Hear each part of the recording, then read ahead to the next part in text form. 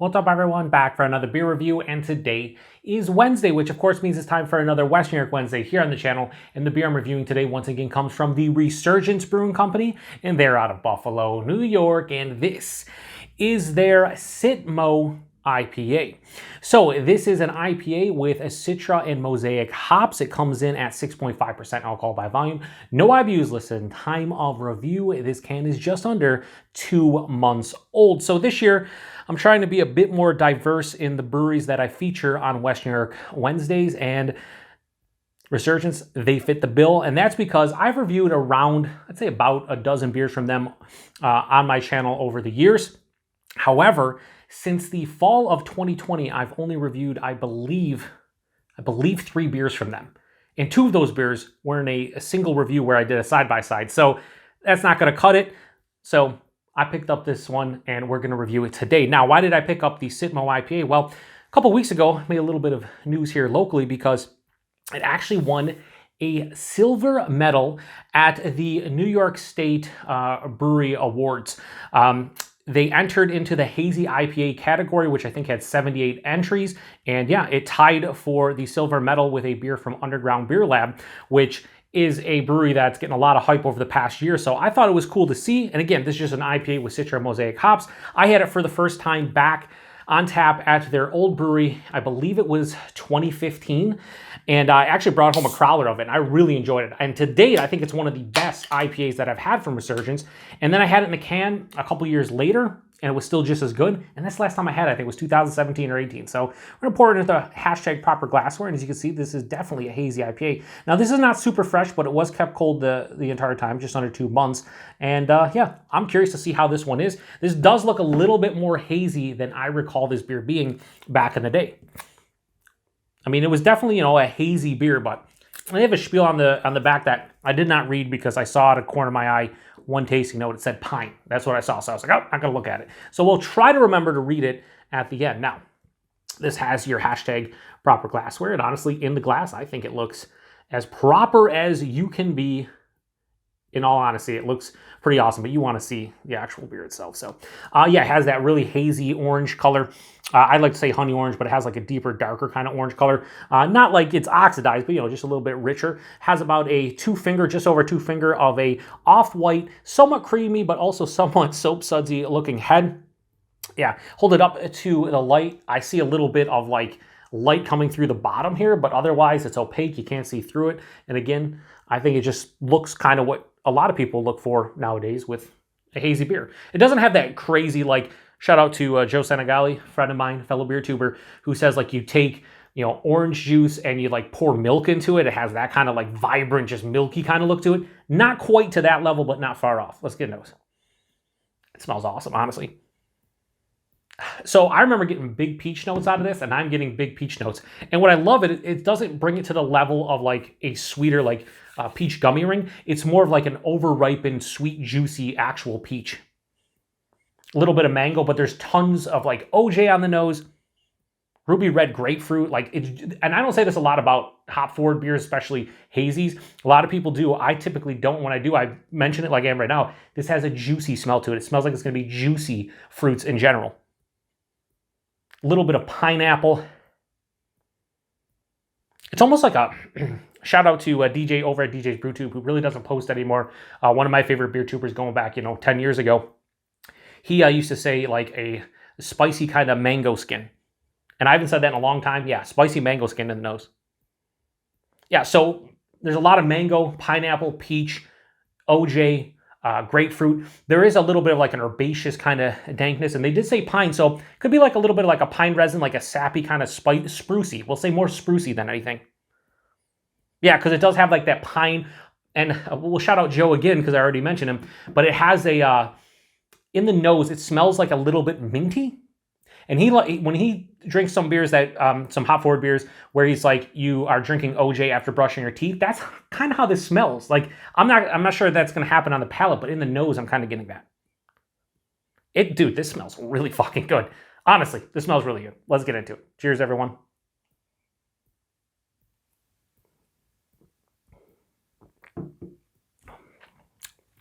It's really nice. What I like about it is there's not like a super pronounced bitterness on the finish.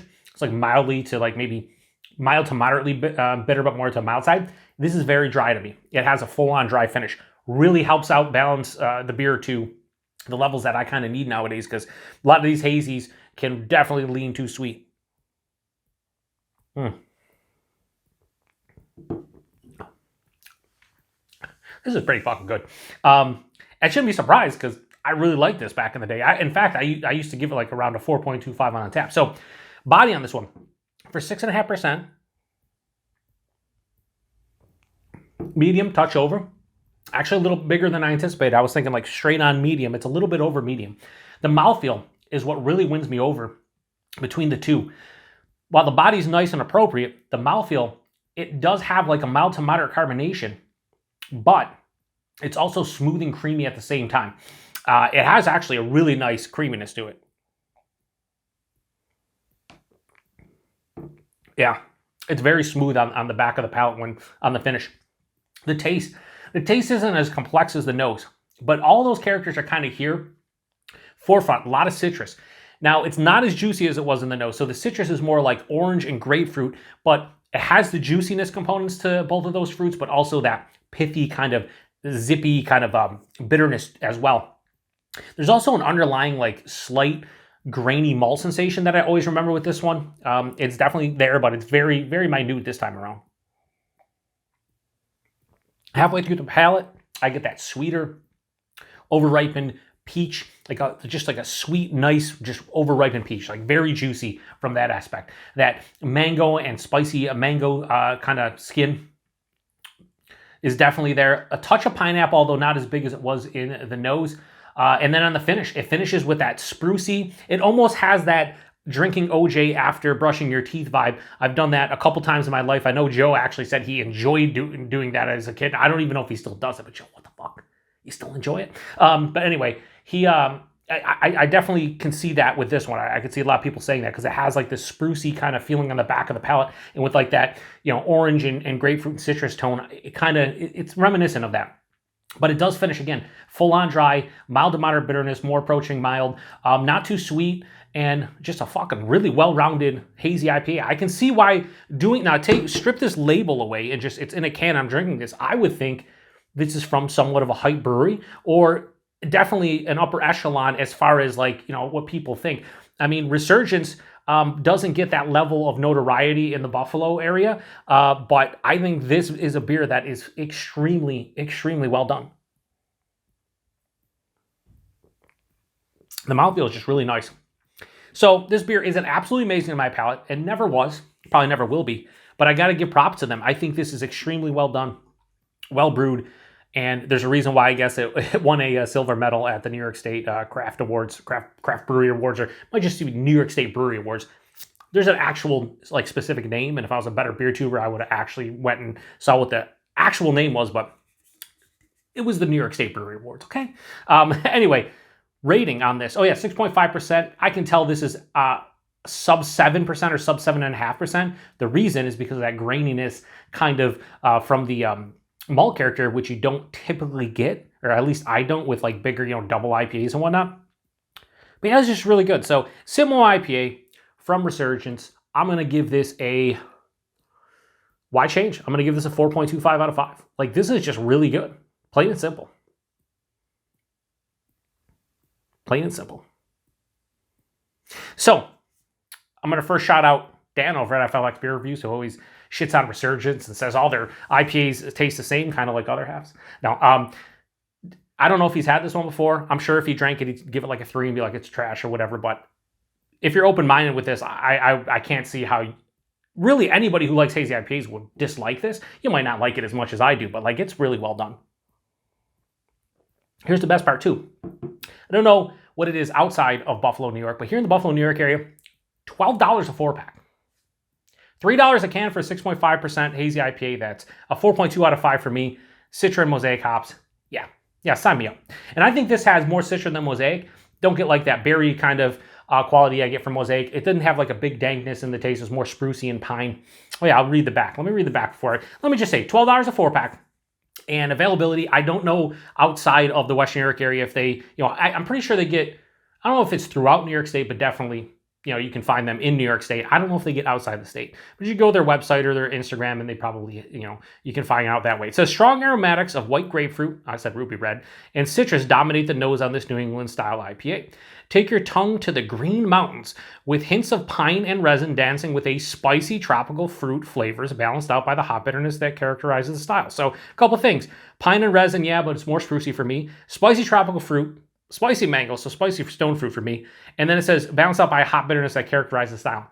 More of a dryness than a hop bitterness. Like I said, it's more mild on the bitterness, but the dryness does help. So I don't think I was too far off. Anyway, if you've had this beer before and you're in the Western New York area, or you just have this beer in general, post in the comment section. Let me know what you think about it.